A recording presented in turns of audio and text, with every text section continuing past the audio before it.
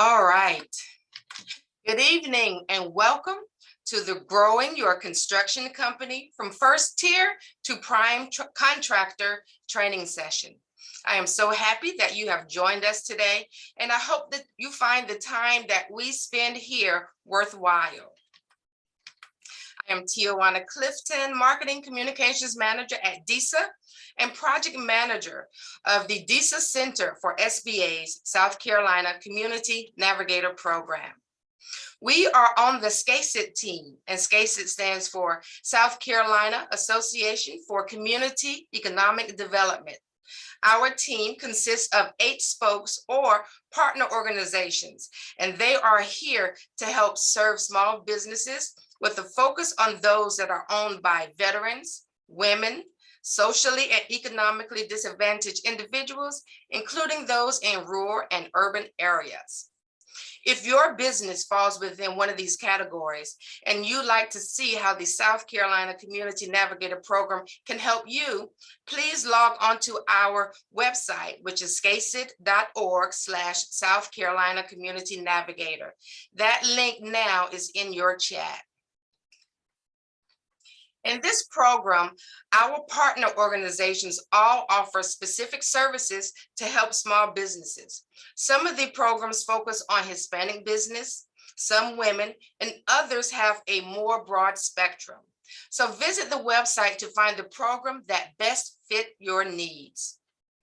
DESA is focusing on companies in the AEC industry. That includes architecture, engineering, construction, and all supporting trades like electrical, plumbing, and hauling. And that is what brings us here today. Today, Nathaniel Spells, Senior President and CEO of Construction Dynamics Incorporated, is here with Nathaniel Spells Jr. to give us some insight on how to grow your construction company. While the basis of the training is rooted in construction, Mr. Spells will provide information today that will help any company build a solid foundation so you can grow your business. So to get started, I want to ask you a question, and this is just something I want you to ponder. Where do you think the smartest place on earth is? Think about that, and I am certain that later in this presentation, Mr. Spells will answer that question for you. But before we get into it, let me go ahead and introduce our trainers today. Nathaniel Spells Jr. is Vice President of Operations at CDI. He has been with the company for 21 years and is responsible for managing the day-to-day office operations, estimating, and finance oversight. Some of his successful projects that he's worked on include Brookland Baptist Church Community Resource Center, USC's Long Football Operation Building, Richland County Library renovations, Clemson University's Memorial Stadium renovations, and Segra Ballpark at Bull Street. Mr. Nathaniel Spells Sr. is President and CEO of CDI. Mr. Spells has a fascinating history. In 1972, he became the first African American to receive a building construction science degree from Clemson University. With no job offers in South Carolina, he relocated to Schenectady, New York to accept a job from GE in their construction management division. After 10 years, Mr. Spells moved back to the Southeast and worked for numerous local construction companies. In 1987, he established Construction Dynamics Incorporated, working out of the garage at his home, doing small construction projects after hours. 35 years later, CDI is a multi-million-dollar firm. Under Mr. Spells' leadership, CDI has transitioned from residential to commercial construction and has carved out a niche in serving churches and other religious institutions. In fact, since 1999, CDI has completed more than 30 church-related projects throughout the state. Today, he is here to help you avoid some pitfalls of the industry and to show you how to grow your business from first-tier subcontractor to prime contractor. And for those who may not wish to become a prime contractor for whatever reason, he would tell you how to become a first choice subcontractor. Before I turn the training over to Mr. Spells, Junior and Senior, I'd like to take a couple of moments to get a couple of poll questions in so they can have a better idea of who is in attendance today. So let's go ahead with that first question. What industry is your business in? AEC, architecture, engineering, construction, and supporting trades, manufacturing, transportation, restaurant, food services, retail, IT, or other.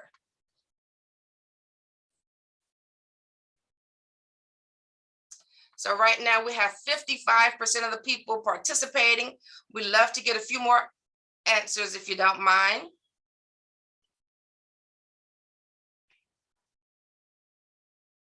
Okay, so as we can see from the results here, the vast majority of the people who are on this call today are in the AEC industry. Let's go to that second question. How many years has your business been in existence? Is it pre-startup, 1 to 4 years, 5 to 9 years, 10 to 14, or 15 plus?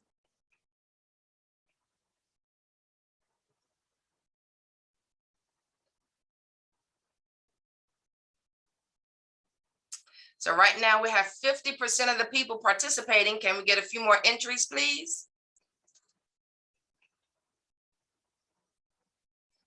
Awesome. As you can see from the poll results, the vast majority of the businesses that are participating today are seasoned businesses with 15 plus years. So thank you all so much for joining us for that. Okay, so now as we move on to the training, please know that there will be several opportunities throughout so that you can ask questions. You can also put your questions in the chat and we will address them throughout the session and at the end. So without further delay, I'd like to turn the program over to Mr. Nathaniel Spells, Sr. Mr. Spells. And we still have results on the screen. If we can get rid of that, please. Okay. Good afternoon. I would like to commend DESA and its founder, Diane Sumter, for spearheading this webinar this afternoon and their efforts over the years to help minority-owned businesses. For the next 2 hours, we will share with you some of the things you need to know if you plan to go into business, to remain in business, and to grow your business. As has been stated, the Vice President of Operations, Nathaniel Spells, Jr., will cover a portion of the presentation as well. So get your pen and pad out and take plenty of notes. As been stated periodically, we will stop for questions. I've found that many businesses do not take the time for events such as these. Too many are eager to get contracts without first gaining the knowledge required for success. I want to congratulate each of you for tuning in. Since time is of the essence, Nathan, let's get this party started. The reading of the enclosed letter. I want to read it out aloud. Next, okay, good. To aspiring construction business owners. Owning and operating a construction business successfully demands that you acquire the experience, training, and that you have the right attitude and temperament this industry requires. The construction business is very risky. The success of a project depends upon many variables. Which project is the right fit for your company? Do you have the capability and capacity to tackle this type of project? Is the cost estimate correct? Where is the project located? Have you worked for this owner before? Is the funding in place? And the list goes on and on. Being a minority-owned business, particularly an African-American business, brings along with it some special challenges. Having been in the industry for 50 years and in business for nearly 35 years, my firm is still having to prove ourselves. There's the perception by some that African American businesses are incompetent, not economical, and untrustworthy. I remind my team that we combat this perception by striving for excellence in all that we do. This seminar is not intended to slight or discriminate against any other group. The fact of the matter is that African Americans are at the bottom of the economic totem pole. It is incumbent upon firms such as CDI to help other struggling businesses. It is said that the smartest place on earth is the graveyard. Why? Because most people take what they have learned to their graves, never having passed the knowledge gained on to others. One of the most important vehicles for empowering a community is business ownership. Statistics show that the groups with the highest income level are those with the highest number of viable businesses. However, being in business is not enough. We must strive to provide excellent goods and services and to incorporate a strategy to grow capacity. This seminar is intended to enlighten you on many of the items you must understand to run a successful construction business or any business for that matter. Due to time restraints, this seminar addresses these items in general terms. It is intended to make you aware that running a construction business is more than meets the eye. It is also intended to light a fire under each of you to pursue the training and obtain the knowledge that you will need to get on top of this game. Good luck in growing a prosperous and rewarding business. Next slide, please.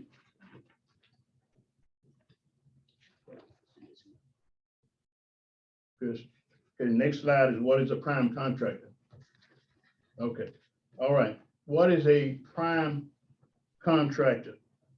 If you are a general contractor, it means you are able to submit a bid directly to the owner based upon the entire project scope.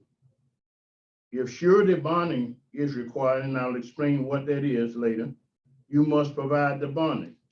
You're also responsible for construction of the entire project. Okay, we are currently a prime general contractor.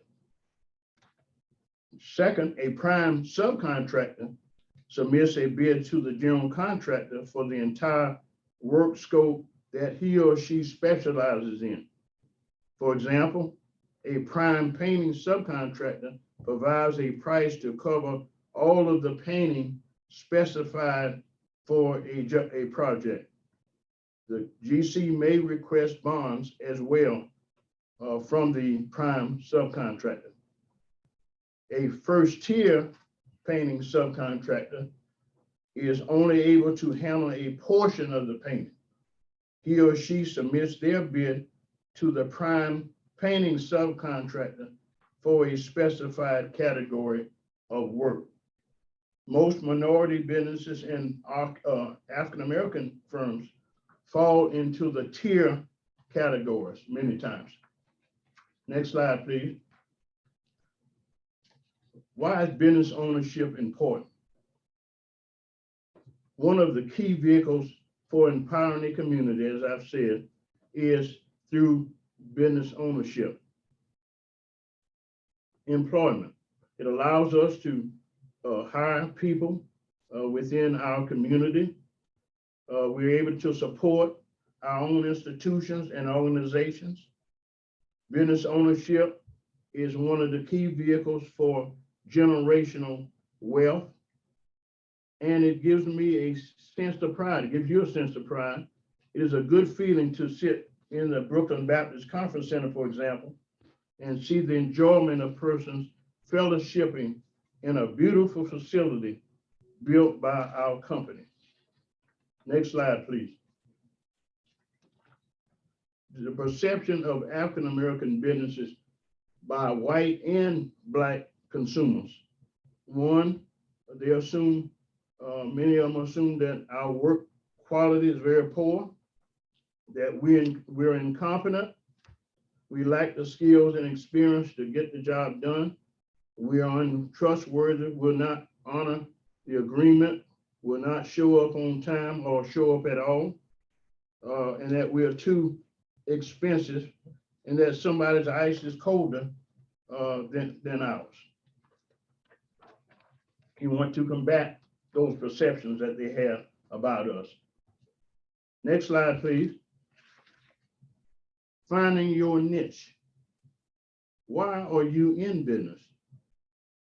Do you understand the demands of business ownership? It is not an 8-hour day job. You will work harder than you ever have before. Is there a need for your goods and services that is not being filled currently? Do you have a better idea? Can you outdo the competition by providing better customer services, for example?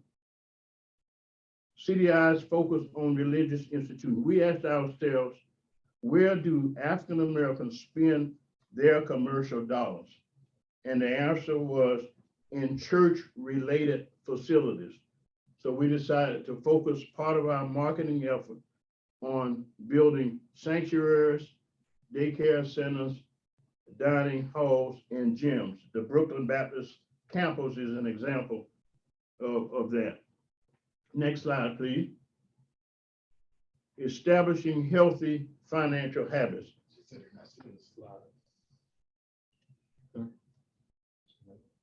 Okay, I started CDI working from my garage, as has been said. I had when I went into business, I had a small house payment. I had some utility bills, but I didn't have any car payments. I had very little debt, and that eliminated a lot of pressure going out on my own. I used to pressure wash houses on the side, and I calculated if I didn't get any construction jobs, how many houses I had to pressure wash to meet my bills. I've always lived below my means. Live below your means is critical and important. As you generate revenue in your business, you want to reinvest it in your business. I started out with just $4,000, and I had to, in order to get my unlimited general contractor's license, my company had to have a net worth of $250,000.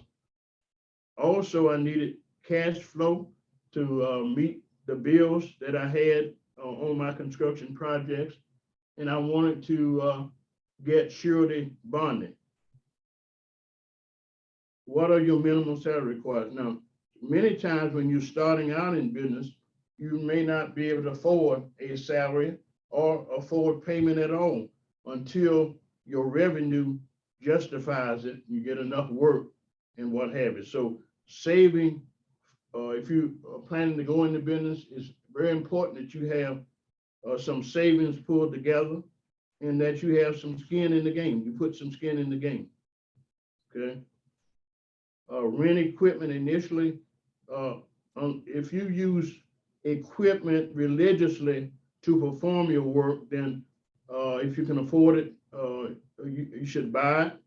If it's equipment that is used periodically, then I recommend you rent it, because if it's sitting in your yard not earning any money, you're paying for it, and there's insurance and what have you on the equipment. If you're renting it, when you're done with it, you can send it on back to where you get it from.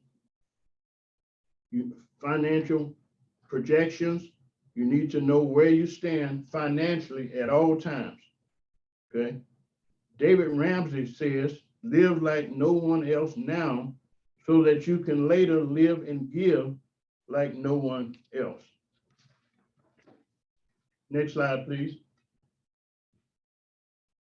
Cash. Being in business taught me how to save, okay? As I said, I only had $4,000, and I needed a lot more money to undertake the things that needed to be done. Cash is king and is critical to the sustainability and growth of a company. You need adequate cash flow to pay your bills, to pay your employees, to make tax deposits, and the list goes on and on. Learn to be frugal in your spending. Sock away for a rainy day, as my mother would say. Sacrifice today to live well tomorrow. Once sufficient cash is in the bank, consider investing cash reserves with the guidance of a competent financial advisor to allow those funds to earn an interest. Lines of credit. Pursue lines of credit from a financial institution. You will need to put up collateral in most cases. Use only in emergencies and pay off as soon as possible. Lines of credit are not intended to serve as long-term loans.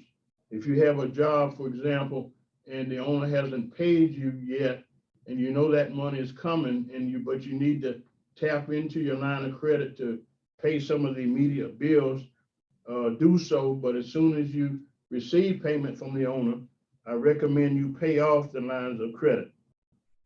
Seek loans only when needed. A loan is debt. Why is the loan needed? Are you managing the company properly? Are you losing money on the job? If you are, then you need to get on top of that. Feedback I received from a contractor the other day, he said that credit unions tend to be more minority business friendly versus larger banks to African Americans. Next slide, please. Business plan. A business plan provides a snapshot of your construction business as it stands today and lays out your growth plan for the next several years. It explains your business goals and your strategy for achieving them. It also includes market research to back up your plans. A business plan ensures that you put a great deal of thought into what it will take for your business to succeed. It is a roadmap to accomplishing your goals. It is very important. It's a very important document and is required to get a business loan or to raise equity funding. Also, it should be updated periodically. I recommend you go on YouTube. There's a lot of information on YouTube. Next slide, please. The SBA also provides guidance on preparing a business plan. Okay, so visit SBA as well. Next slide, please. Cash flow projections. Cash flow projections allow you to forecast a company's financial future position based upon anticipated receivables and payments. Okay, in preparing a cash flow projection, you start out with how much cash you have on hand at the outset. And I always look at the expenses first, calculate what your monthly expenses will be for various categories, your rent, the utilities, your telephone, labor, and so forth. You calculate what those expenses are, and then that will determine how much revenue you must bring in to cover those expenses and make a profit.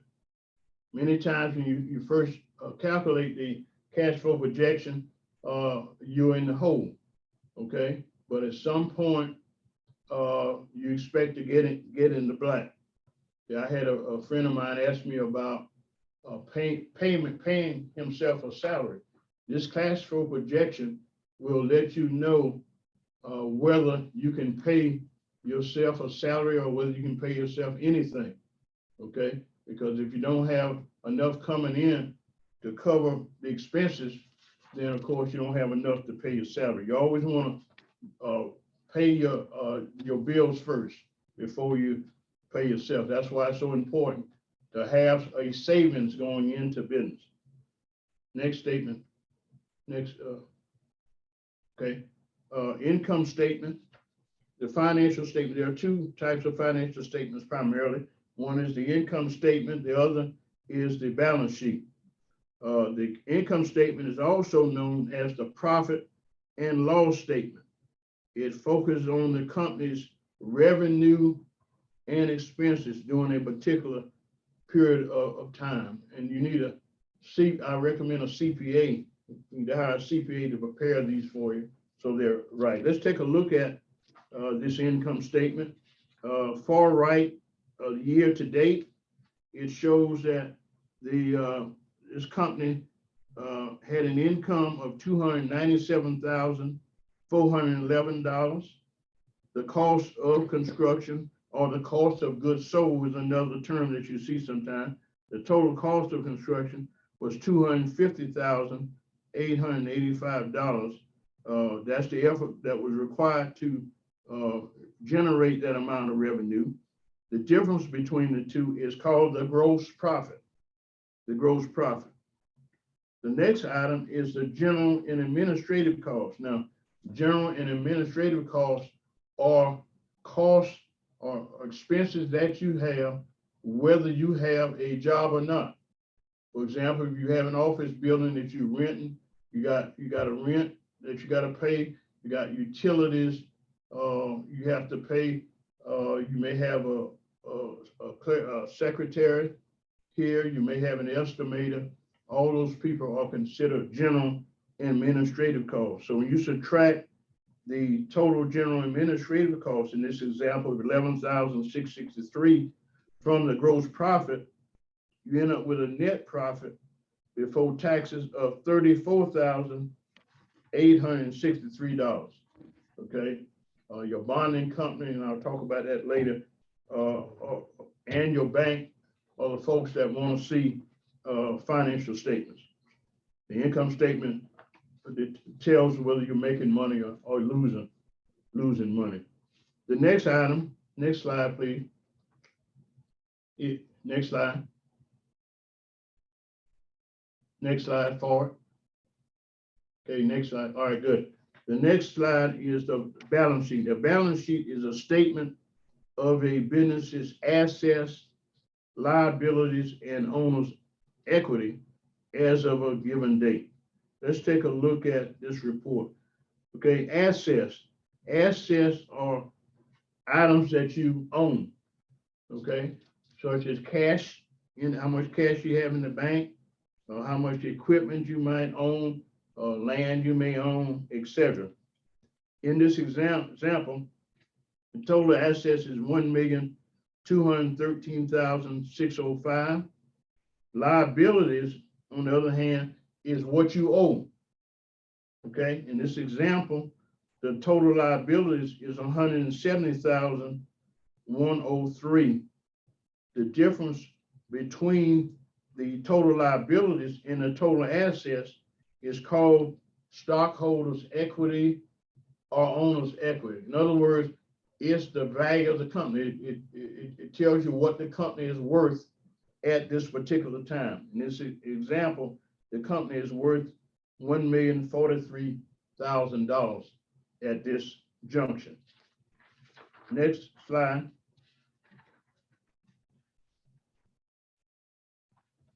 Okay, growing your business with intention. Most general contractors, and I want y'all to hear this real good, particularly those who are in the construction business. Most general contractors are only concerned whether you can do the work.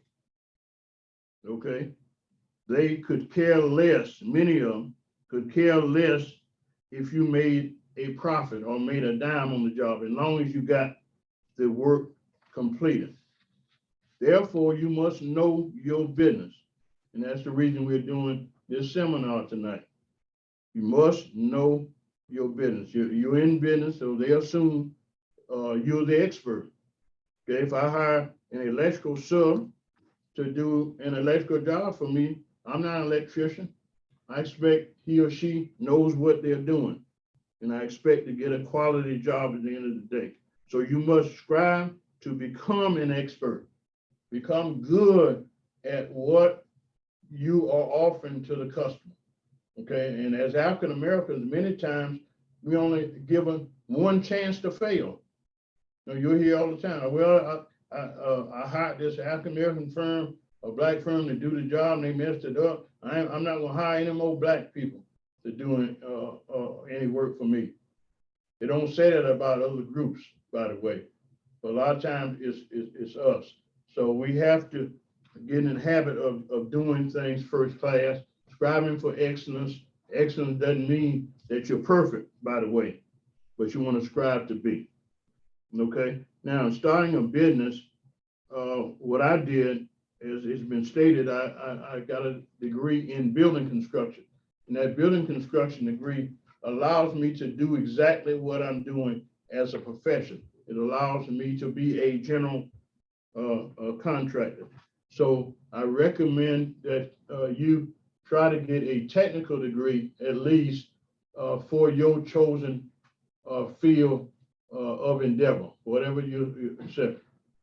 Technical college, or at very least go on YouTube. I'm a YouTube fanatic.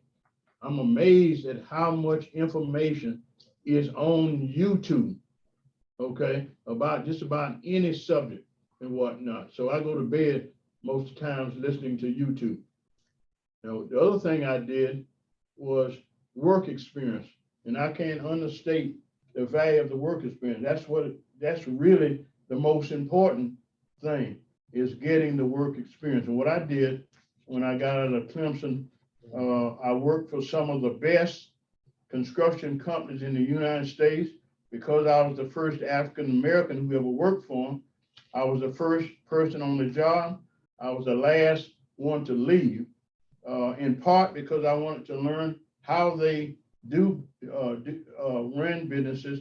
And also I knew if I did well, it would open up doors for other African Americans. So in working on commercial jobs, you get to see all the expectations that you have on commercial jobs, safety requirements, how to dress, how the different types of subcontractors working on the job. So I recommend for those who have not gone into business, if you want to be, for example, an electrician, you want to run an electrical business, work for a quality electrical firm, okay, one or two firms, to learn as much as you can from those firms. And when you get to the point where you feel you have learned enough to go into business, then you take the plunge, okay? So many times we start too early. We jump out there without first paying our dues and getting qualified. Continuous training, okay? Read daily, attend seminars, join professional organizations. In other words, you want to do things to increase the knowledge that you have for your profession. Again, you want to strive to become an expert at it. Licensing, obtain the necessary licenses, federal, state, and local licenses that are required for your profession. I also recommend you get certified, okay? Preferably through the South Carolina DOT as a minority business. Many times we are pretty good at working the field, but we shy away from the paperwork. But in order to play in this league, as I have noted, you have to do the paperwork. That's as important as the work in the field. That's where a lot of companies get in trouble. They'll do the work and don't fill out pay applications and understand the contract and what have you, and then they get into trouble. Next slide, please. Okay, your people are the most important resource you have in a company. Personnel. As your company grows, hiring the right people is extremely important. And it's important that you hire people that bring skills to your company that you do not have. You want to hire people that are smart, in many cases, that are smarter than you are, okay?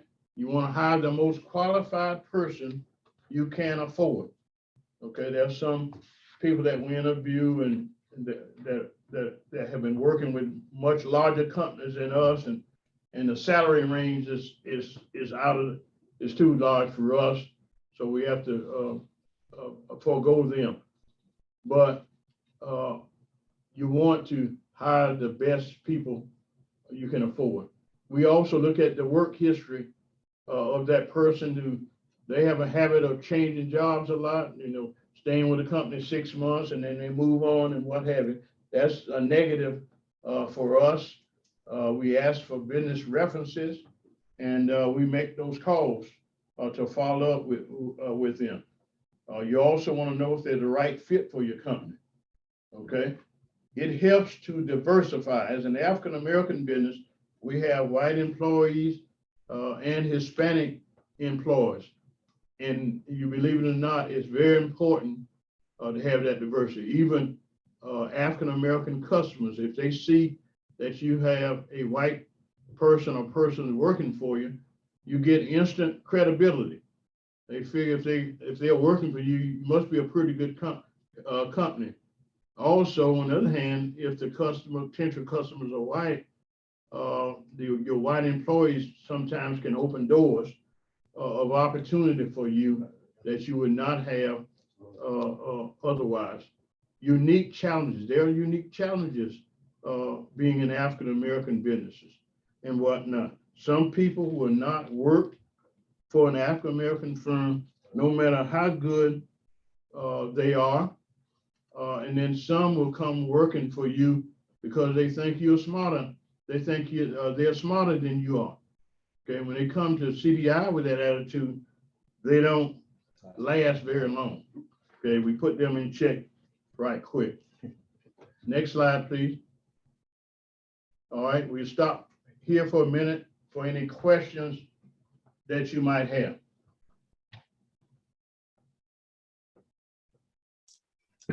If anyone has a question, please raise your hand or you can put it in the chat.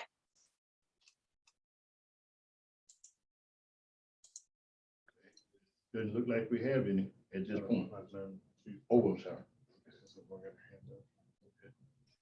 Okay. I think hold on, I see one. I'm sorry. So that I'm going to, this is Landis. Go ahead, Landis. Hey, how you doing? I don't know if y'all can hear me or not. Yes, we can. Yes, we're from North Carolina. I've been a first-year sub for the majority part of my construction field. I'm 41 years old. I've just obtained my North Carolina unlimited highway license as a general contractor about 6 months ago.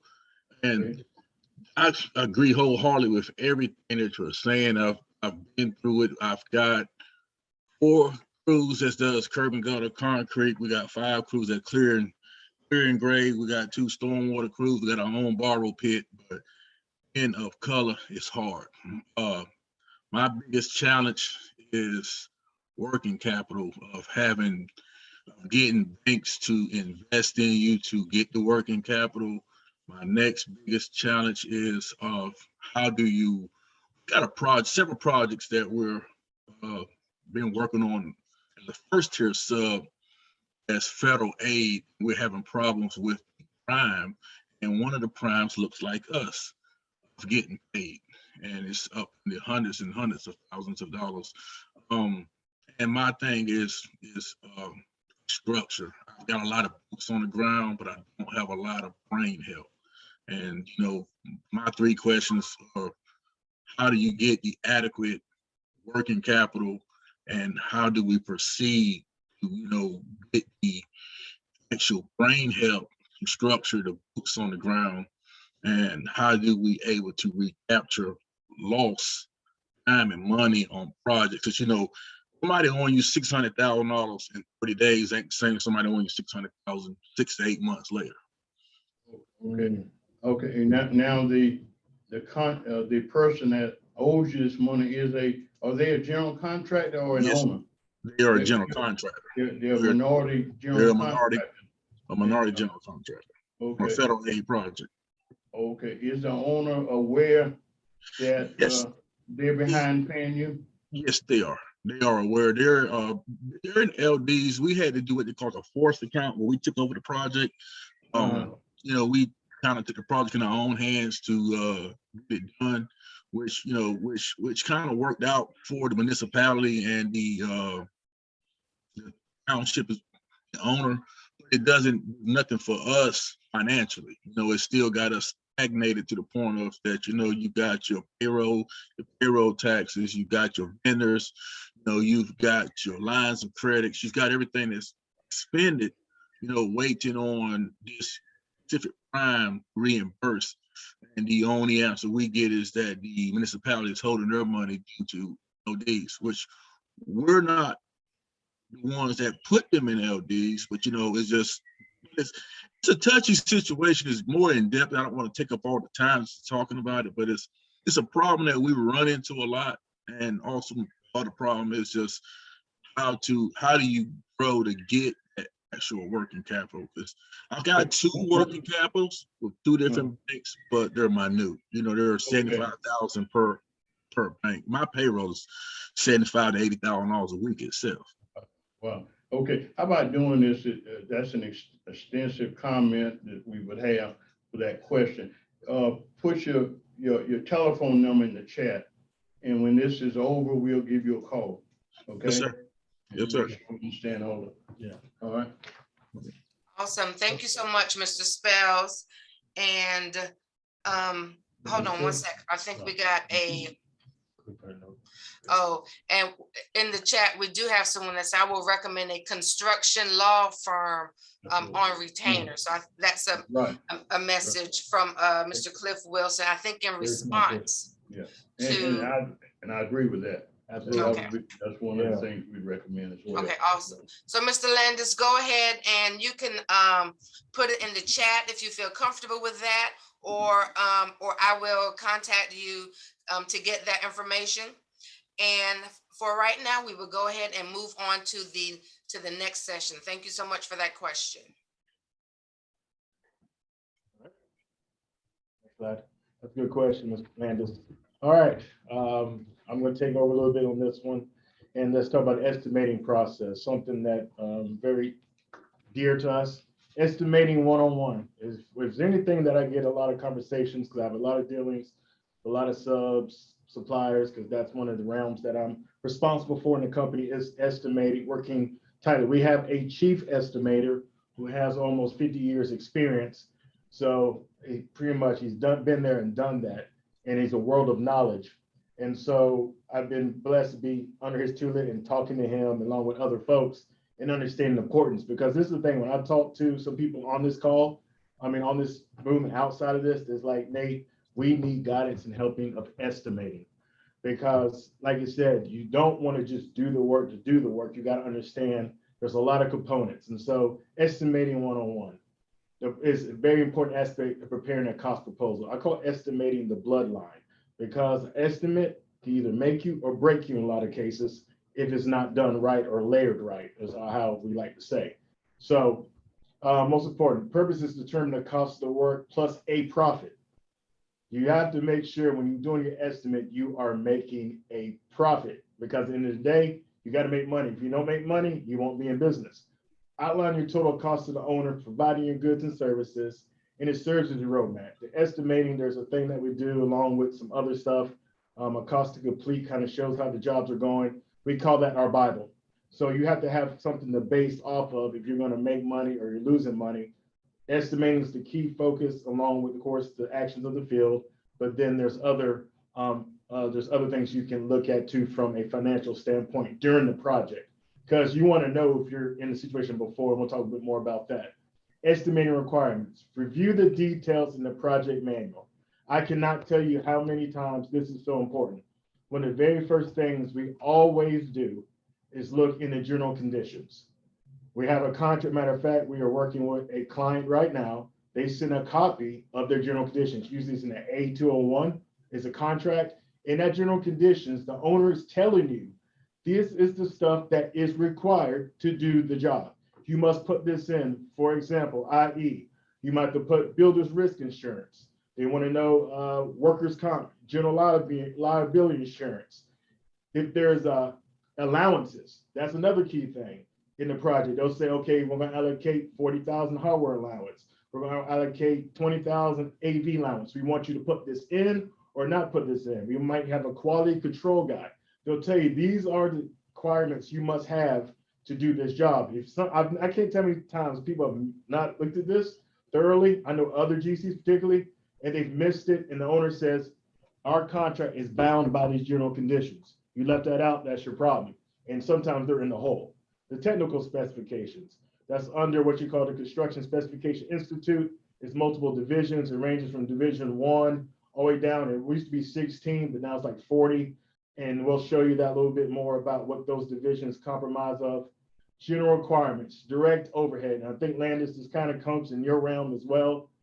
You have to understand the cost of work, all costs necessary for project, excluding the technical work. Examples, this is what you call direct overhead. Direct, which means it's in the field. So we have to put this in our estimate. And you'll see this later. You got to make sure you have a field superintendent, project managers, safety tools, equipment, vehicles, temporary utilities, cleanup. That general requirement also ties back when I say those general conditions. Some cases is a QA, QC person, schedule person might be required, a special software, because nowadays now a lot of software is being done between, it's a submittal exchange, new forma, the owner requires certain software that you have to use. You have to put that stuff in there.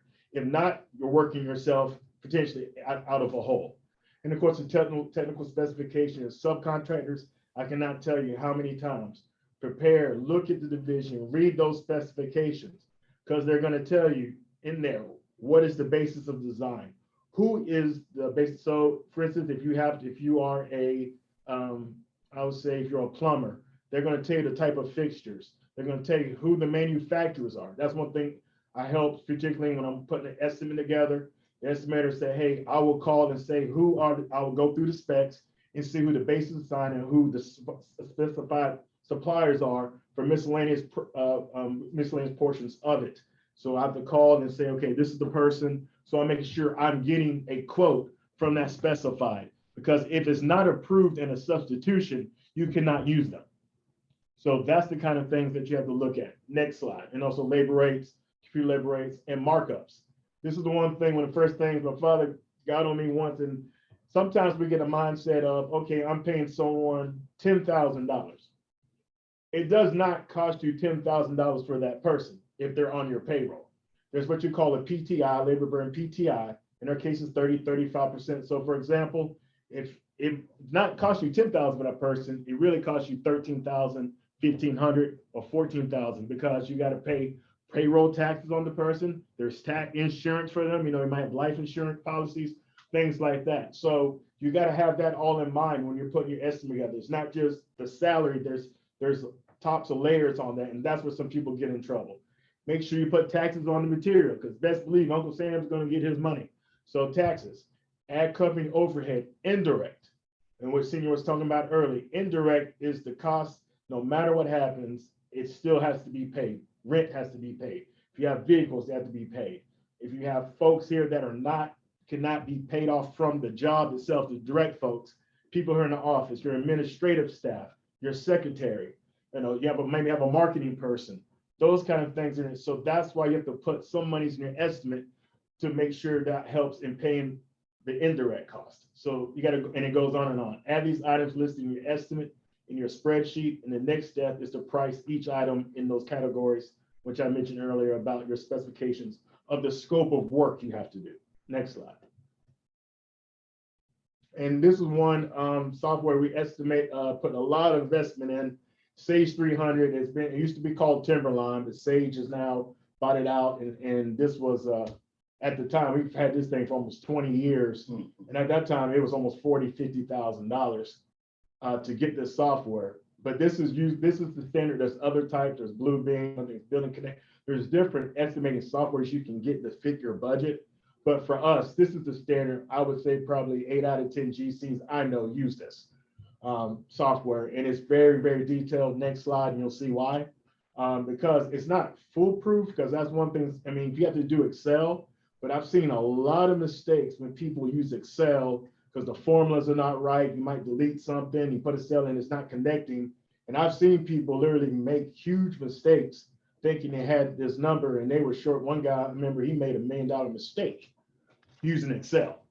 I wouldn't want to have that conversation when you go and you're the low person over $1 million because you made a numerical mistake usually, but if you could show that in some cases, they'll let you out from the bond, some cases.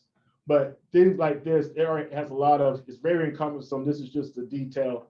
Like I said, I mentioned the CSI divisions, general requirements, that's division 1. As you see here, like I mentioned, direct cost, superintendent's in there. You might put an advertising fee, we have a project manager, assistant superintendent. So the money's in that project allocates and pays for those people. So you don't have to worry about that when it comes to indirect costs at the office. They're being covered in the field. That's why it's very important. And also, you got to be careful. And I'm going to jump a little bit on these general conditions. I can't emphasize that enough. One of our clients that we're working with, they gave us a matrix and basically said, there's certain costs you can put in your estimate and certain costs you cannot. So that's where, and I say usually this is standard, but like some of the general conditions, the owners might change that and say what you can and not put in your general conditions and to the cost of the project. But it goes on. You have communications here, because you got to think about it. Like I said, extra costs. You got to pay for the phone. You got to pay for gas for your superintendent, your project manager to get to and fro. He has a cell phone. They have computers. I mean, this is the kind of things you think about for your staff. How are you going to give them the capable tools they need to succeed? That's part of it in the general requirements. Also, temporary lighting, fencing, toilets, dumpsters. I mean, things like that. You got to think about what does it take to do the work. Next slide. And it just goes on and on. Temporary supplies, dumpster rentals. Like I said, you have to have all that in. Division 2, existing conditions. Usually if there's a building, if you have to demolish the building, and if there's asbestos and abatement in the building, those are where you put under Division 2. Next slide.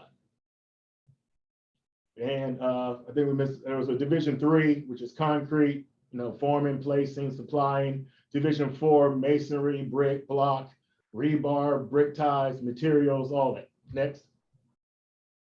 Division 5, metals, structural steel. You got beams, metal decking. I mean, it goes on and on. So Division 6, next slide. Wood and plastic. So your mill work, if you have rough carpentry, you have wood trusses. It just trim work, that goes in that division. Division 7, your roofing. So if it's stainless steel metal roof, or if it's a shingled roof, it's a TPO roof, vapor barriers, so your insulation. I mean, there's a lot to this. Trust me, I didn't learn this overnight. But as you continue to get more and more, you'll learn these, because this will be crucial when you're building a project. These divisions will need to be known. Next slide. And they're just like 8 doors, hardware. Division 9, finishes, drywall, painting, flooring. Next slide. Division 10, specialties. So if you have toiletries, grab bars, partitions. Division 11, special equipment. If you're doing a project that needs food services, so it needs, a hood, commercial kitchen, that's where those items fall under. And then furnishings, Division 12 might be blinds, things like that. Division 21, which you start getting in the 20s, that's your MEPs. So like Division 21 is your fire protection. Go on. I know some of y'all know this. I'm just going to do this if you don't know. Plumbing, Division 22, heating, Division 23, electrical, 26. Earthwork, it used to be in Division 2, but they switched it and made it now Earthworks Division 31, exterior improvements to 32, and it goes on and on. So you're saying, as you see here, we have built the project from the ground up, because this is a ground up project. So this is how you looked at the plans, you looked at the specs, we review it, see what it's detailing, and then you build it from the ground up, or it's a renovation from the renovation standpoint, but you still stay in these categories as you're building. Next slide. And then of course, at the end of it, there's labor, materials, labor burden, what you're talking about, equipment, if you have it, bonding, on bonds, because there's some cases we bond subs on the project to protect all parties involved, the business licenses. So we got to make sure that calculations right for business license permits and on, and then you get a total. So with all that, we know at the end of the day, we have everything covered, and then also total, because you know what you're making, overhead and profit. So next slide. Organizational structure, and this, Landis, I think this is where it comes into play. This is how we're structured. In order to do business, you need to understand, like I said, and that's by working for other firms, YouTube, or mentorships. And yes, I saw a question there. We do mentorships. We've been more than happy. That's what we do. We love trying to help one another. That's what it's about. But organizational structure, marketing. We have someone that must be aggressive. That's one of my things. Like I said, I just left. I was in Sumter Day marketing. You have to market. The people have to know who you are. You have to know. You have to be aggressive. You got to come after if you're marketing. The people, and I know some people. I'm not. Kenneth, Kenny's on here. Kenny calls me once a week, twice a week. Before then, he would come by the office once a week. People probably thought we were brothers. We see each other so much, but it's because he was hungry. Who wants to do your business? I tell people, the people I'm going to remember is people like Kenny come by me. Hey, Junior, got any work? Because I know you're hungry. Marketing, because the hungry people are the ones who eat. So always remember that. Estimating. Like I said, we have the estimator, can't overemphasize this. Accounting, we have accounting, and we have a software that ties our software. Make sure you have an accountant, because a lot of people get in trouble with Uncle Sam. Uncle Sam, he gonna get his money one way or the other. Make sure you're doing your payroll taxes. I don't know how many times you've seen stuff. I mean, businesses go out of business. I don't know how they think they can't pay Uncle Sam. But make sure you have an accounting that understands that stuff and is keeping the test, like I said, the balances. We have what you call a WIP report, so work in progress. So we can look at and see where we stand. So we have to make adjustments, Landis, to get ourselves in pivot to make sure we are staying and making money on projects. Scheduling, like I said, that's part of it. We have to have someone have do schedules from point A to point B, showing the job and upkeeping, because a lot of that in the general conditions, owner requires scheduling, because we have to do updated schedule, look aheads. So we have to tell them what's coming down the pipe and things like that. So we make sure the project is staying on track. Administrative, like I said, receptionist, record keeping, clerical, human resources. We have project managers. They oversee multiple projects, usually a third of the time. You don't put, unless it's, once again, general conditions, or if the project is big enough to sustain that salary. There's some cases where the project requires a full-time project management, and you put that fee in there, but usually a third of the time. So you have to have multiple jobs for that project manager to pay for him or he or she. Technical services, you got to make sure you know your cell phones nowadays, tablets, everything's going digital. Next slide. Organizational, like I said, the field office. Before that was what you call more, in some cases, morally, that was what you call indirect costs. Of course, direct cost again, your superintendents, your foremen, who oversees crews, labor forces. These are the people that get the job done in the field. Field direct, not in the field indirect. Also safety, we have safety people that come out, OSHA, quality control, quality insurance, which is a big, big thing now more than ever, because you only want to put it in once.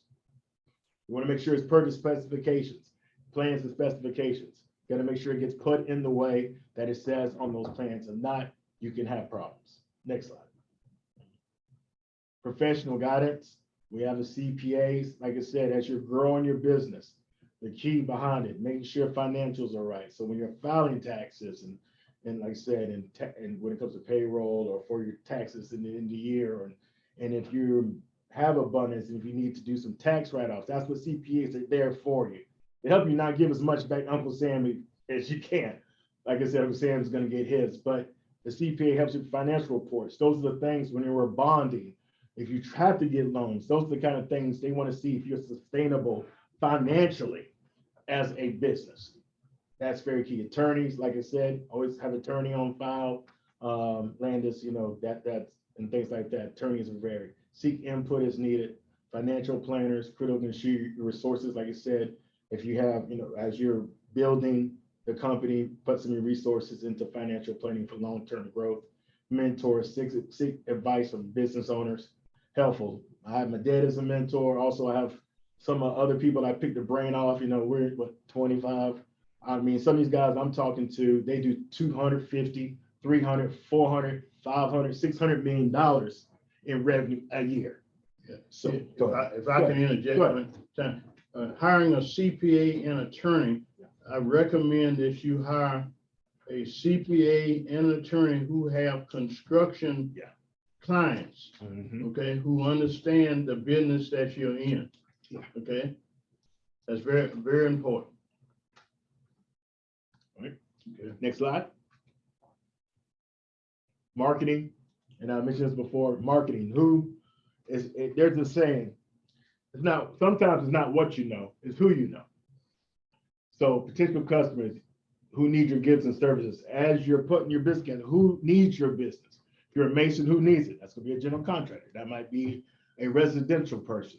Be aware how you dress and what you drive. I cannot tell you this because I'll be very candid. Some of the conversations I've had with some of the other folks that say in the larger firms, some of the mentors and stuff, they've said stuff. It's like, hey, I had one guy, he's a white guy, but he was very candid. He goes, Nate, because we have very honest, candid conversations, he said the biggest problem that we sometimes see in your communities is that some of y'all fake it till you make it. You know, we want to drive around, no wrong, you have to look successful, but some of us want to prove ourselves to look the part before we actually are the part. And taking so. Yeah, I always use as an example, let's say you're going over to Fort Jackson to pursue an opportunity over there. You're gonna meet with their procurement officer at Fort Jackson here in Columbia. So for some reason, the procurement officer happens to be looking out the window as you're driving up in the parking lot in your new Mercedes Benz, and then you make your way to his or her office, and he knows you have a Rolex watch on, and you really looking good, okay? And you sit there and tell them how bad you need business, and you give them a proposal on your company, and you walk out the door and say, assuming that it went along pretty good, what do you think may happen to your proposal? Okay, there's a good chance he or she's gonna put it in the trash can. But they're gonna say, he's coming to meet it for more work. He's driving a Mercedes. He got a road. He got stuff I can only dream about. And he want me to help him. And it's even more so being African American. I've had clients who talk about the cars that other Black people are driving and whatnot. You can drive up sometime with $100,000 truck. Yep. The truck is okay, but you better not have no fancy car. And again, it shouldn't matter. Nope. It shouldn't matter, but it does to them. Okay. Yeah. Go ahead, Nick. So yeah, it's continued. So just be aware of those things. Now don't look like you're ripped up. Now you come out job site, and so that's I understand that, but there's a fine line between that. Who are my competitors? That's one of the very first things we do is that we go after a job, especially a hard bid job. We're sitting around a team, and we're sitting around and said, okay, who's going to be our competition? In some cases, we don't find out until we have a pre-bid. That's why I love to go pre-bid conferences and see who attends, although sometimes it might not be mandatory. But then usually someone will come and I'm like, okay, A, B construction, D construction, because you learn kind of how they bid work. You learn how they operate because you bid against enough, you get a history. So we like know our competitors. In some cases, we know there's a guy working out your truck and it's not a job that's, is pleasing, we might pull away. It's all in understanding your not limitations, but understanding how the game is played, you would say, understanding your competitors. Because if you're inundated with a bunch of people, if you saw too much of a area, say, if you're a mason and you're bidding on a job, say, or someone's bidding a job and there's 20 masons on the job, there's not a good chance on that. So you got to understand your competition and how they operate and how you put your numbers together. Website, hire someone to create a website, Facebook, LinkedIn, prepare professional materials, a leave behind, double page, network is always who you know, but also who knows you, networking, relationships, follow up. No one can be more about your business. You, like I mentioned, be persistent.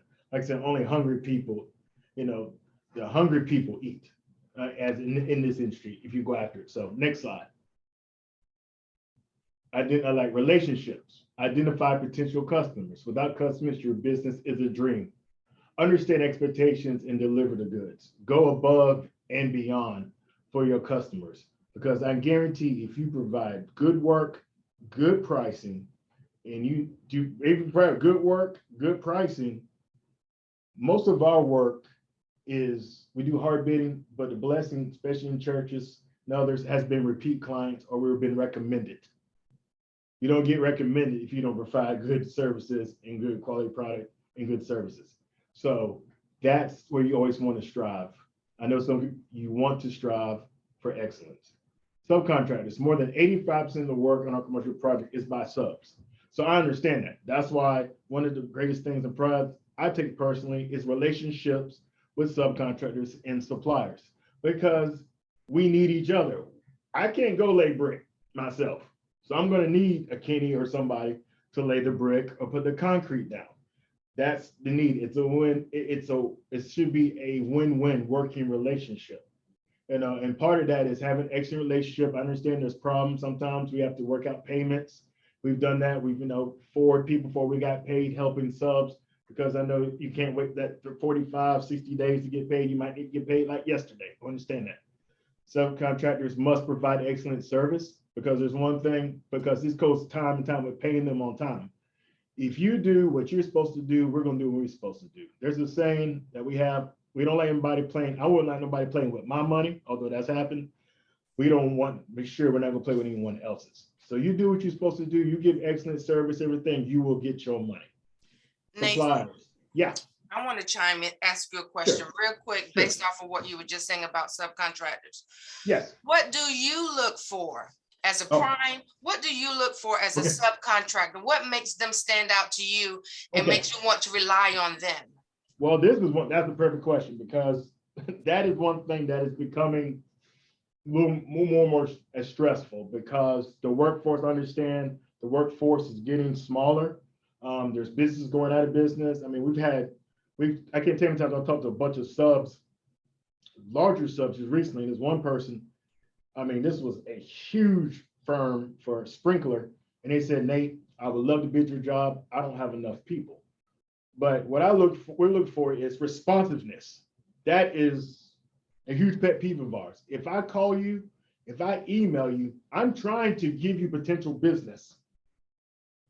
At the least minimum, call us back. I know you get busy, but check your voice messages, check your emails, respond back and say, hey, I'm bidding this job, I'm not bidding this job. If you tell us yes, that's one thing. I look at the people that say yes and do yes. That was a big sticking point we had just recently. If they say they're going to bid the job, I look for people and they bid and come through, that's a huge plus. Now, I understand you can't bid it all the time, but because we have history. If you keep telling me, oh yeah, I'm going to bid a job, and then you don't bid the job, then I'm going to be like, well, you're not serious, you don't want to deal with us, then I'll put you in another side category. It's about response. That's what we look for: responsiveness, professionalism. People that come through do good work. If there's an issue, we can talk and work it out and communicate. But as long as you are professional, responsive, and can get the job done in a timely manner, that's what any GC is looking and understands about health and safety. Have safety, understand the safety equipment. That's what we're looking for in subcontractors. Yeah. Nowadays, go ahead. If I can interject, Yeah, go ahead. Nathan talked about estimating and net profit. I always ask the question to the audience and sometimes to my people, at the end of the day, you're in business to make a net profit. As a general contractor, I always ask, what percentage do most general contractors put in their bid for net profit? And the answer is normally 10%, 15, even 20, okay? 10%, 15, and 20% is what subcontractors put in their bids or in their estimates. Okay, for us as a GC, 2%, 3%, sometimes 5% is all that you put in your bid on a commercial job. And many times we only get on a competitive job, we may only land 1 out of 10 jobs. Correct. Even with that little bit of profit. So no, I say that because sometimes we think these majority firms are discriminating against us and don't want to hire us, but knowing that the profit that they have in these jobs sometimes is only 2 or 3%, what subs do you think they prefer working with? Okay, they prefer working with the subs that they have been working with all along, the people that they know and that can get the job done. Like Nathan said, they do quality work. You don't have to worry about headaches. The subs are paying their material supplies and da da da. So there are people that they have worked with, because when you have a higher sub and you run into problems with that sub and you have to replace them, 9 times out of 10, it's going to cost you more to bring in a new sub. And if you only got 2 or 3% in to begin with, it starts eating away at the profit. And who wants to work for nothing? At the end of the day, if you don't have your bases covered, you can be working for nothing. Okay, go ahead, Nick. So like I said, suppliers, treat them, pay them, organization. As you're a blessed, be a blessing to others. National Action Network, the NAACP, the Urban League, they can provide good trouble. People to advocate, but you have to support them. You have to support them financially, support them with your time, if you can. So organizations is very important in relationship and building your business, particularly as a minority business. Next slide. Like I said, the community, support the community. Oftentimes it will support you. Beware the attitude of some regarding African-American business that you saw in the earlier slides. Be aware of that, because it's amazing. We're battling right now. I'm sitting here in 2022 and we are making history as the first African-American in a lot of these realms. And we're dealing with a client that doesn't know us. And, they're coming back like, oh, y'all are, impressive, because they think we probably don't have the capabilities. But we've been doing this long enough and we have a good staff and so we're showing that we are, quote unquote, on the equal rounding with some of the other GCs. So that's what they're always, you have to go above and beyond. That's a conversation I had with my children. I said, you can't just be here. You're not afforded that. This is not how this America is built. You have to be, if you think you're doing an 8 or a 10, you have to try to strive to do 15 or 20 in order. Some people can do 5 and 8 and get away, but you have to go 15 and 20 to prove yourself. That's when it comes to, like I said, in your business. Politicians, you got to educate them on business practices and projects you are pursuing. Educators, decision makers are the words. Who are the decision makers? That's who you have to get their ear and support them financially when they are running for office. I can't tell you how many times how crucial that is. Now why is politicians and the NAACP and other groups so important? Yep. As African-American businesses, it's been my belief that a lot of the majority businesses think they are entitled to 100% of the pie. Okay, and as African-Americans, we don't pay taxes, we don't produce anything, whatnot, and they should get all of the work. And it's only because of pressure that the politicians and people like the NAC put on owners to give minority firms an opportunity. Many times, that's where the work comes about. That's where the opportunities come about, getting them to lobby in your behalf. Okay. Now, as Nathan said, when they're running for election, re-election, many times we don't support them. I've had some tell me that, and Nate, y'all support us when we're running, but nobody else does. And so the folks that support them many times are people outside of your community. Mhm. And whose ear do you think they have when problems come up? Okay, they're taking care of people outside of the community who supported them versus us who are now coming to them after the fact and whatnot. So you have to support the politicians. You have to support the organizations that you want to support you. Okay, go ahead, Nathan. Oh, next slide. Next slide. Chief. Okay, next slide. Okay, building capacity. Okay, building capacity. Now, one way to build capacity is for minority businesses to team up together, to team up. A lot of times we don't want to do that. But the advantage of teaming up, and again, you can put all this stuff in writing. It can becomes a business agreement and whatnot. You're laying out who's responsible for what and how bills are going to be paid, putting money in the bank and what have you. Now, what's the advantage of that? Teaming up allows you to, as a minority African-American business, to take on a larger job. Okay, larger job. And sometimes your partner may be stronger in a certain area than you are. Okay, your strength might be managing the job, doing all the paperwork and what have you, and their strength might be in the field.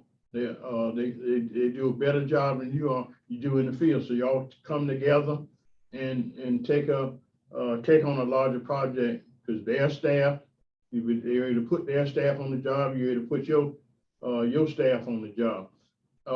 Last week, there was one of our electrical subs came to the office, and he was telling us that he was about to form a joint venture with another African-American electrical sub, one that had less experience than he had. He had been doing this thing for 20, 30 years. Yeah. This other person, maybe 5 or 10 years. And they were looking at forming a joint venture, which again is a written document. It's where 2 or more firms come together to pursue a single job, okay, before a single job, or it could be a series of jobs, a joint venture. And you're bringing your company, they're bringing theirs to the table, but at the same time, you're retaining your company as well. So the joint venture comes together to handle a certain job, but you still have Howard Electrical Company over here, Joe Blow Electric Company over there, those businesses, they still tackling other jobs. But for this particular job, which was too large for either one of them, they decided to come together with a joint venture and what have you. One of our projects was the secret, or what is it called now? Silver Ballpark down on Bull Street. And we formed a joint venture with 3 other firms and what have you. So we all, with a joint venture, there's a certain amount of, depending upon the profit sharing on the job, it determines what you got to bring to the table. Okay. Another thing that has helped us over the years is partnering with larger firms, and many times they're majority of firms. And now as I've been around since about 50 years in the industry, we know a lot of firms, and they know us.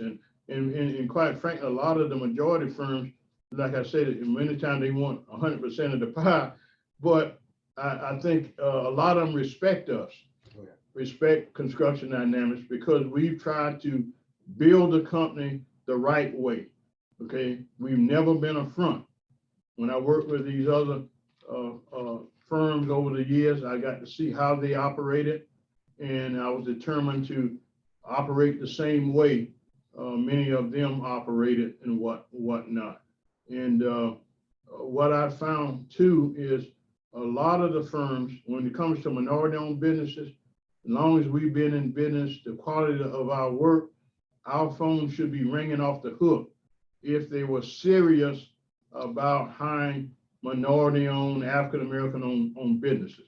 What I found, some firms try to identify the weakest minority-owned business to bring to the table because they can control that firm, okay? And again, if you don't have the knowledge, many of them would take advantage of you in a heartbeat, okay? But they know if they bring CDI is fairly sophisticated, and we expect to get our fair share of the pie when you team up with us. So sometimes firms will shy away from doing business with us because we know our business, okay?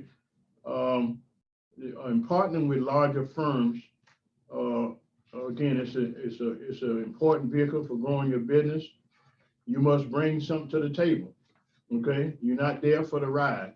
There has to be an advantage of them teaming up with you. It provides an opportunity for my staff, for some of my people to participate on a larger project with them where they get the chance to see how these larger firms operate and how they do business, and they're able to bring that knowledge back to CDI to make us stronger. Put your role and responsibility in writing. This is a business venture, so you need to spell out what your role would be in the project and teaming up with them. And be honest about what you can and can't do. Okay, don't tell them you can do certain things that you know you can't do, because in a matter of time, they see it, they're gonna get upset at you, and that's gonna hurt the deal. What are your required payment terms?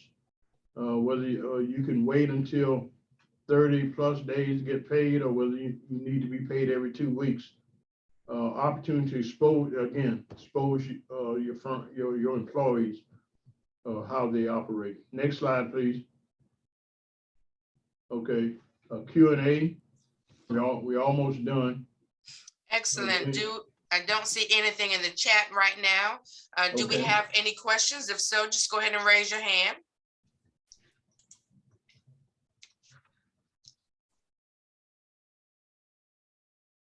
Okay, I'll give about another 30 seconds or so for someone to ask a question if they would like to. Okay, Mr. Spells, I think you can proceed. We don't seem to have any questions right now. All right, next slide. All right, we'll talk a little bit about the bid process from our standpoint as a general contractor, and also how it ties as you as the subcontractors. If you're a sub on here, bid requirements, once you complete the cost estimate. And let's say, for instance, when we have an estimate and then, we have it done, then you have to have what you call a bid form, particularly for public jobs, like for USC, and I'll show you a form of one. By the general contractor, I'll show you one, a bid form prepared by general contractors, so you'll kind of see all the stuff we got to fill out on bid day. And then I'll give you an example of what we call a good, thorough subcontractor bid form. Prepare detailed subcontractor quotes. Be clear in what you're providing. Note any exclusions. Please. That's one of the things. As a GC, that's one thing. That's one of the first things I look at when I get a quote from a subcontractor. I look at what you do have and what you exclude, because that is crucial, especially when we're in a pressure cooker, when we're doing a hard bid and we got limited time. That's something that you got to make sure you clearly define, because when we go contractually with you, or a GC will, and they say we have that, and you come back and it's like, well, I don't have that. Well, you didn't exclude that you did not exclude saying you had mortar in your quote. So you have it. If not, if you sign that contract, you have it, and you're gonna have to do it, even if it's a loss to you, or there could be some legal ramifications on that. You got to also understand surety bonds. A bid bond for us, that means when we turn in a bid to the owner, we usually have to provide a bid bond, which is usually up to about 5% of the overall quote, overall quote that we give to the owner.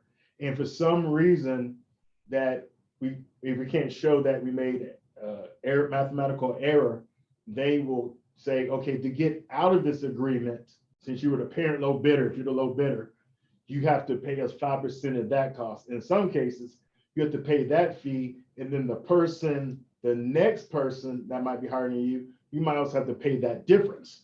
So say if you have to pay 50,000 to get out, but the next person might be $200,000 higher, you might end up having to pay $250,000 to get out of a bid. And what Senior mentioned before, this, the percentages, that you have for your profit and stuff, that's gone on certain particular most average projects. So performance and payment bonds, that protects the owner as well. So when we're saying we're doing this, we're saying, A, we're going to perform and do the job per the contract and for the plans, specifications, and we're going to pay our subcontractors and suppliers. What that means is if CDI, something failed to do those things, the owner can go to the bond company, and then they will make them whole, get the project done. And of course, when it's over, and this is another thing about risk for us, they're not going to come and go, oh, Nate, I know y'all messed it up. That's no problem. No, they want to recoup. They're not in business to lose money like nobody else. So that's why to have bonding, you got to have so many assets, liquid assets. They want to recoup what they lost. They'll come take your house, your dog, and your wife if they have to recoup what they lost. That's the risk also in this industry. And that's why it's important to have all your dots covered, all your T's crossed, and all your I's dotted, because bonding is a big, big issue. But also it's a good thing to show you, because if you have bonding, as you continue to grow and you get bonding, it shows and it tells the owner also that, you are a growing, viable business along with financials, because those go hand in hand. In order to get bonding, you got to be strong financially and have a good work history of getting jobs completed within time, within budget, because you don't want to get LDs. And I'll show you that too. Also, like I said, insurance, general liability, workers' comp, automotive, professional liabilities, builder's risk. Next slide. And then bid requirements. Note date and time of bid closing. Please note that. Please note that. You got to understand that. And I'm speaking to a lot of subs. If y'all can help us on this, if we have to turn the project in at 2:00, do not send us your bid at 1:58. It's going to be pointless. I can't tell you how many times we've got people, one person, I don't even want to talk about it, they sent us a bid at 2:05. And we looked at them like they were crazy. I said, we had to turn in. Well, I know it said 2:00, but I didn't know you had to have to turn it in at 2:00. But I'm just saying that's the point, because we have to turn in, because we got stuff to fill out. So usually, I'll give y'all, most GCs, if you need to get to us about 1:30, 1:40, for some cases, I got 5 to 10 minutes worth of stuff sometimes I got to fill out to turn in. And I'll show you. General contractor's mindset in selecting subs.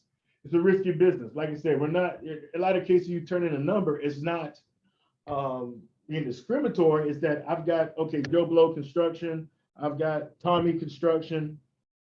Tommy's Construction is at 50,000, Johnny Construction is at 30,000, but I don't know Johnny well, but I know Bobby or Tommy, because Tommy's done, and he has a history, I know him. It's the risk, because if I come back, and especially also another thing, subs, please have a way to contact you immediately on bid day. That is another thing that drives us up the wall. I'm trying to give you business, but then I can't reach you. I can't tell you times we call, well, they want the lunch. Well, can I get their cell? No. Well, I guess you don't want this job, because I'm trying to work with you to get you this job. Make sure you are accessible cell phone wise. Keep your cell phones active when you submit a bid, because you could potentially be missing out on work. That's another thing there. So construction is very risky business, small profit margins. Next slide. Proposal. Like, once again, this is the reason why I need y'all to turn in the bids to us. If you're going to bid to a GC, at least 30 minutes, preferably 45 minutes or earlier. Next slide. Prime example for a project. As you see here, we got to fill out our name. This was for a mental health project. It was a real project. This is things we got to be making sure. First, we have to say there's a bond for every public job, almost every public job, a bid bond required, like I mentioned. You have to check mark, and you have to execute a sealed, it comes from your bonding company, it's signed, it has our company seal on it. Everything has to be witnessed, because it's legit, because like I said, it's bonding, it's legal, it's contractual in a way that when I turn in this bid, I'm saying I'm honoring what I turned in. So you have that. The next, addenda. This is crucial too, as addendums, or when we're bidding, we're getting addendums. Y'all need to study those too, Because that's another thing on your bid. He said, I've seen it been the 1, 2, 3, and 4. That's crucial because you can get your bid thrown out if you don't acknowledge the addenda. Also, you need to know the addenda because it could change something drastically in the project as you're bidding it. Base bid of work in this case was miscellaneous renovations. As you see there, our quote was for $16,064,000. So you got to make sure when I'm turning a $16 million quote and I got a 5% penalty if I have to pull out, you can imagine the risk. Next slide. Bid alternates. There's cases, like I said, to save money. So this is all the stuff we got to fill out. Unit pricing. As you've seen, I'm not just turning in one sheet on bid day. This is a lot of stuff that they require, especially for state jobs, SCP 30. Unit pricing. Next slide.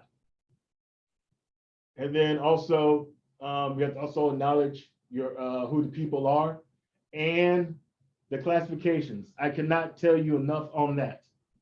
Best believe we're going to check your licensing number on this job because as a general contractor, say for instance, if you try to turn in a $400,000 bid and your license is only for $250,000, that ain't gonna fly. LLR and best believe our competitors, well, I've seen this happen where they go, we know these subs they listed, it's over their license.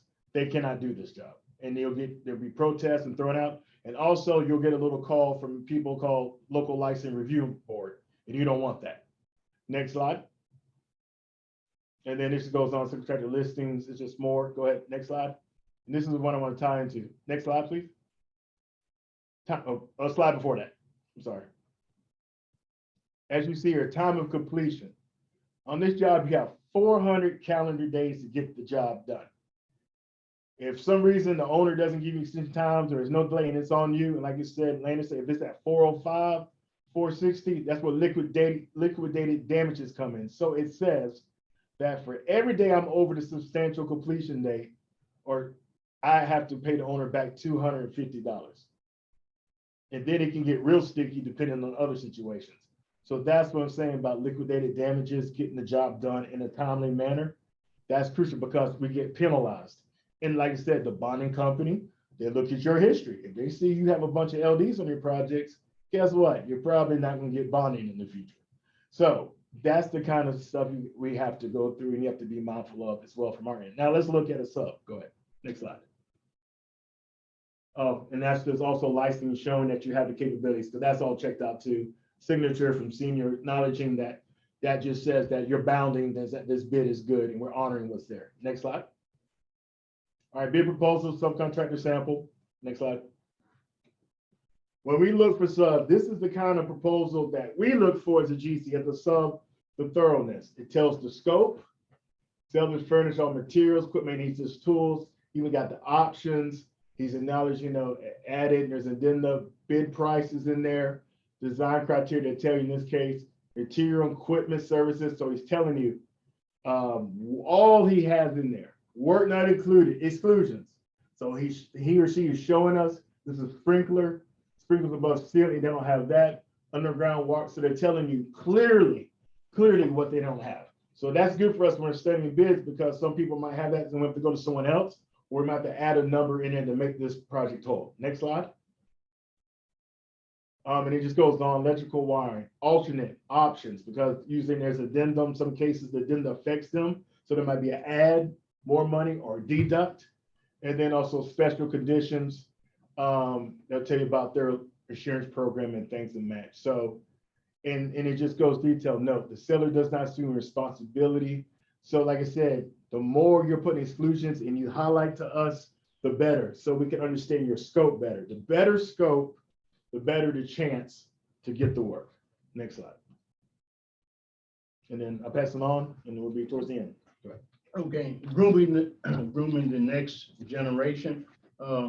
Next slide, please. In the United States, there's a significant wealth gap between white Americans and that of African Americans.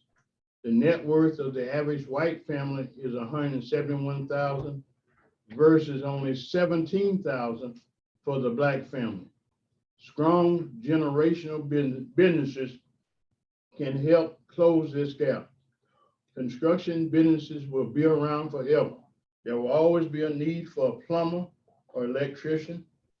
Having a viable business to pass on to your children or some family member, preferably, is crucial.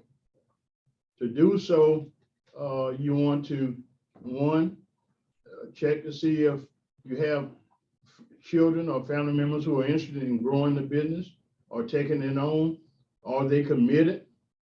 Do they have the necessary skills? Do they have the necessary experience? Are they lifelong learners? In other words, are they trying to better themselves religiously? Are their goals consistent with the company's goals? Provide necessary training where needed. And who is ready now and who will be ready in 3 to 5 years. CDI, I've invested 35 years in this business, and to let it dissolve and go down the drain, all the things we've learned and whatnot, it's a shame when you don't have enough African-American business to begin with. So it's imperative that we be able to have generational businesses. Next slide, please. Unlike other groups, and final thoughts, unlike other groups, African Americans many times start from the bottom. There are no inheritances or second generation businesses in most cases to pass on. It is my desire that CDI will continue well into the future. Let's take a look at my firm. For some time, I wrestled with the future plans for CDI. It was my desire that my son, a 21-year veteran of the firm who's sitting to my right, would one day take the reins. The first question was, did he have a desire to do so? Did he have the commitment? And what was his knowledge base at this juncture? How much does he know about what it takes to run a business? We had an opportunity to work with a $1 billion construction firm on a Clemson University project. It was an eye-opening experience for me because I saw young people in strategic positions, many of them younger than my son. It forced me to pause and reflect on my career. What was I doing at his age and the age of another key employee in the company? And then I realized at their age, I was handling some major projects for large construction companies. I realized that I was being a mother hen and being too restricted. I decided to pull back and let him and another key employee run the company with me being in an observing and advisory role.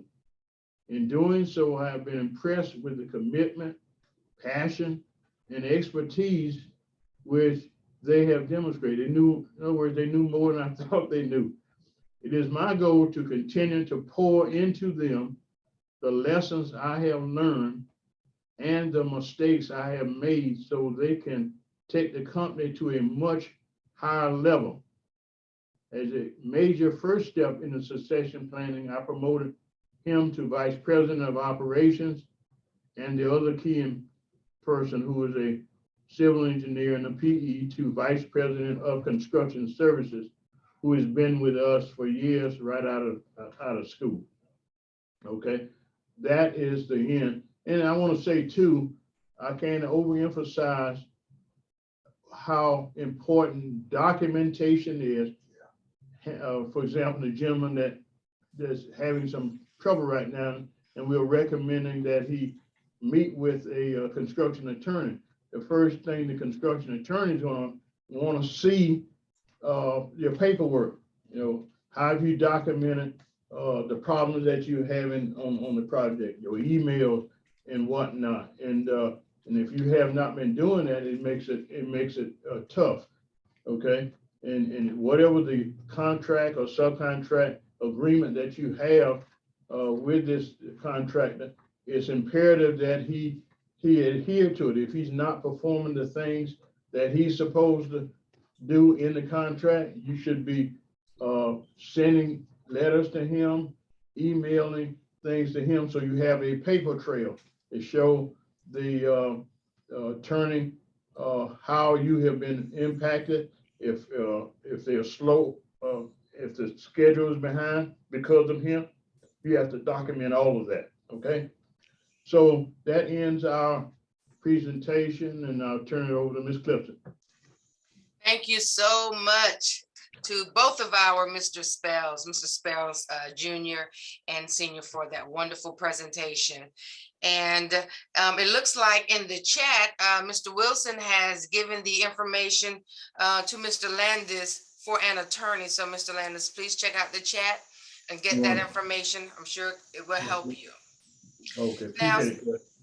so let's go ahead now and open the floor to questions. Anyone that has a question, if you will raise your hand, I will unmute you so that you will be able to ask your question and be able to get you some of the information you would like to have today.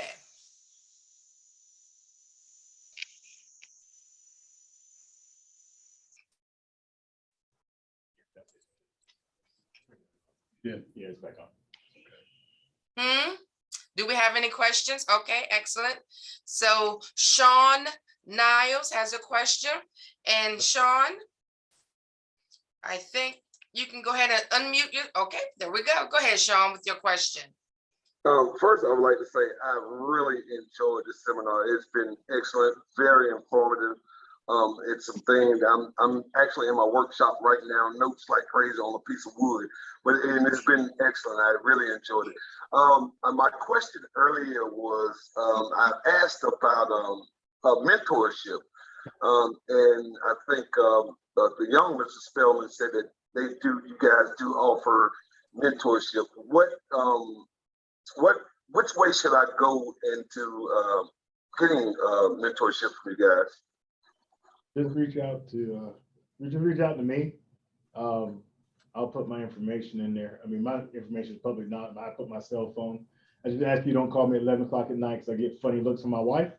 But besides, no, seriously.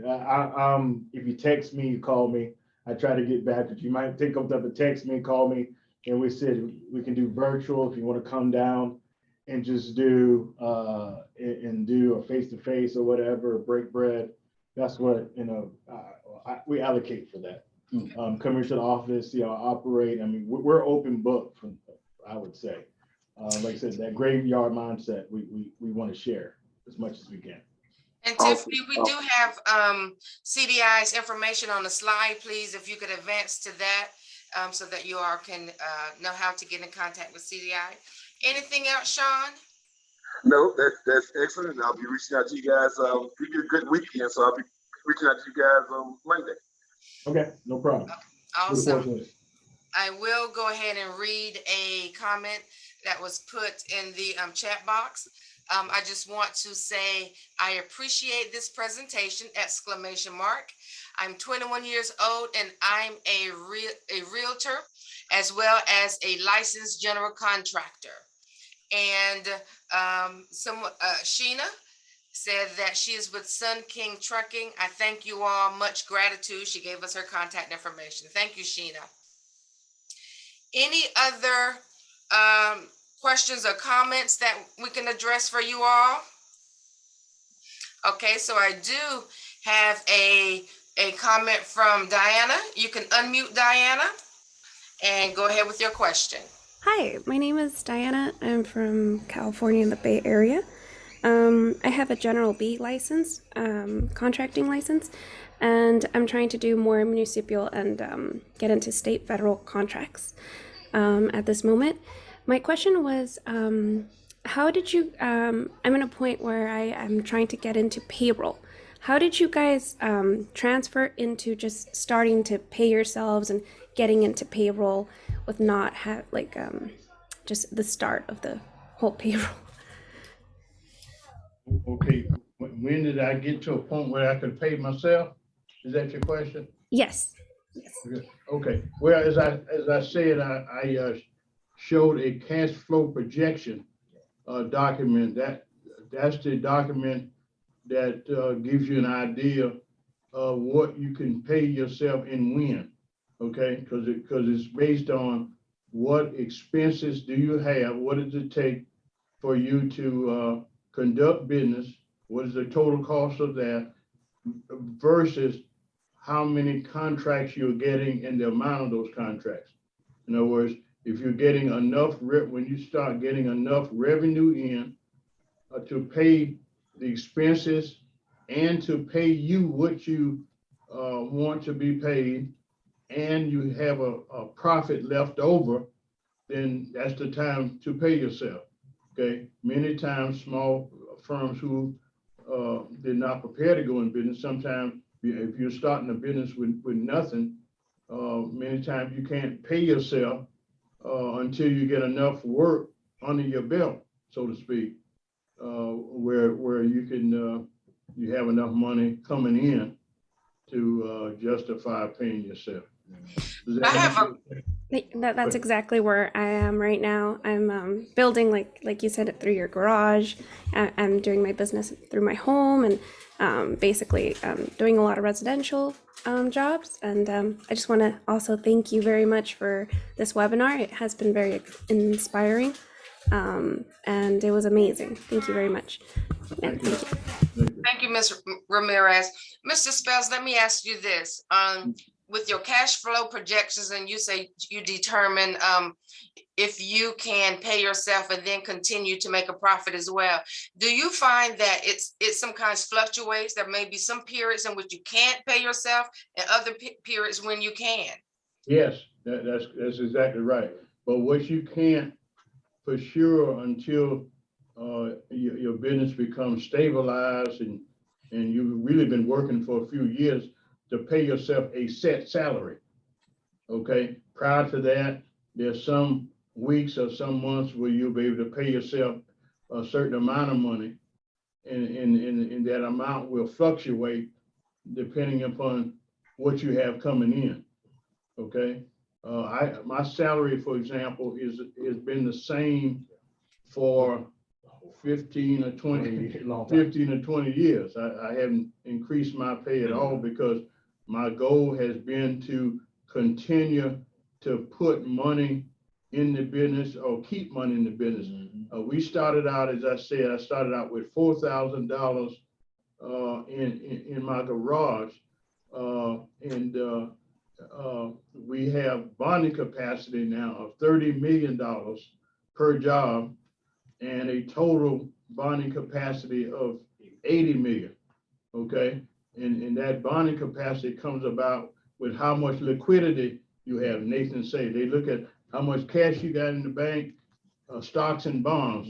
They don't care about your land or things that they would have difficulty cashing in and whatnot. And the bonding is a challenge for a lot of minority firms because, as Nathan said, you got to have a certain amount of liquidity, and they look at how you operated your company, your track record, and whatnot. My bonding company, because of how long we've been with them and how we have run our business, they've told me, Nate, don't worry about bonding. You get the job and we'll get you the bond, okay? Because you have been very conservative, leaving all this money in the bank, in the company and whatnot. So we have total confidence in how y'all run your business, okay? And that's the way I want all minority business to operate, okay? And whatnot. But you got to put the time and the effort. It's not an 8-hour day business. Sometimes you're working around the clock. I get up at 3 o'clock in the morning and whatnot. And I'm semi-retired now. And I'll be texting emails to Nathan and whatnot, 3 o'clock in the morning. You'll be reading Nathan. All right. Thank you so much for that. Do we have any other questions or comments someone would like to make? Tiffany, let's go to that last slide. And at this time, I would like to thank Tiffany, who has been behind the scenes and just keeping us 100% on task and on target. Thank you for for that, Tiffany. And I want to thank both Mr. Spells for sharing and not being selfish with their knowledge. We certainly appreciate you, everything that you've been willing to give us today. And also, I want to thank you all again for attending today's training. I want to extend an invitation to Diana Ramirez. It sounds like you will be a very good part of our team here. So please don't hesitate. And this is for everyone. If you are interested in participating in the South Carolina Community Navigator program, please visit our webpage. It is, I think is on this page. It is scacet.org/South Carolina Community Navigator. And again, we put that in the chat. Feel free to learn more about the program and see how we can assist you.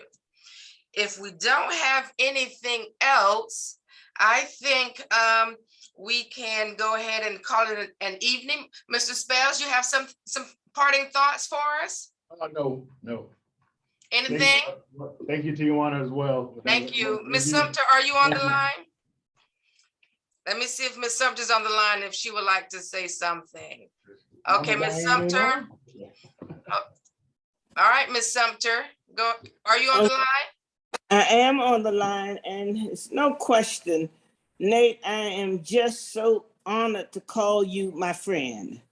We have been on this journey for so many years, and you've been committed all the time, from the time we worked with you in your garage to now, and you've always shared. So I really want to thank you for your thoughts.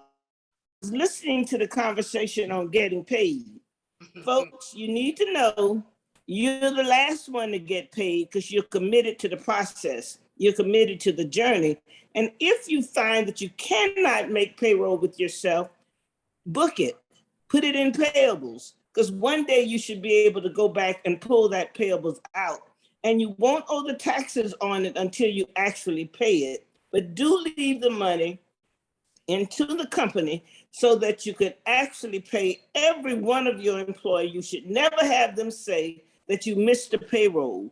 And to me, that's a very successful company if you could do your payroll, keep your benefits, and keep your people where you pull yourself out. So Nate, I've watched you do this. I've learned from you in doing this. I hear that Cliff is on the phone, who's worked with DESA in the past and has just been a shining star. So thank you so much for everybody. And Ioana and Tiffany, I absolutely couldn't do this without you. Nate says he's retired, but don't fool him because he's working every day. And all of you all know I'm not retired. So thank you very much for sharing with us. I'm looking forward to the next session. And all of you who are on here, we're going to stay in this construction track. If there's an issue, an area that you have that you would like to expand for our next sessions, please let us know what those are, because we want to meet your needs so that we become a very strong, vibrant minority, woman-owned, Hispanic, Asian, Native American community in this state and around the country. Thank you so much. Thank you, Ms. Sumter. And I thank everyone that's on this call. And with that, we'll say goodnight. Everyone take care. Bye-bye.